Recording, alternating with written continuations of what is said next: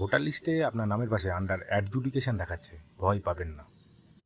Voter লিস্টে এখন অনেকের নামের পাশে আন্ডার অ্যাডজুডিকেশন লেখা দেখা যাচ্ছে। এর মানে কি? সহজ ভাষায় বলি, আপনার নাম নিয়ে কোনো আপত্তি বা যাচাই চলছে। এটা সরাসরি কোর্ট না বা হাইকোর্টের অর্ডার অনুযায়ী এটা করে ইলেকটোরাল রেজিস্ট্রেশন অফিসার অর্থাৎ ইআরও। ইলেকশন কমিশন অফ ইন্ডিয়ার অধীনে আইন অনুযায়ী registration of the people act 1950। এর কারণ অনেক কিছু হতে পারে। এই কারণে কোনো ভয় পাওয়ার প্রয়োজন নেই। পরবর্তীতে আরেকটি লিস্ট আপলোড হবে, সেখানে আপনার নামের স্ট্যাটাস জানতে পারবেন। প্রয়োজনে আপনার নিকটবর্তী বিএলও বা ইআরওর সাথে যোগাযোগ করুন।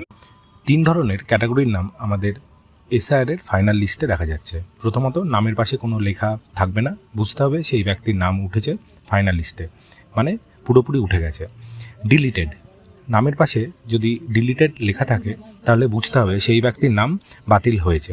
3 নম্বর, আন্ডার অ্যাডজুডিকেশন, এই লেখাটি থাকলে বুঝতে হবে সেই ব্যক্তির নাম বিচারাধীন রয়েছে, ভবিষ্যতে এই নাম বাতিল হতে পারে অথবা ফাইনাল তালিকায় উঠতে পারে।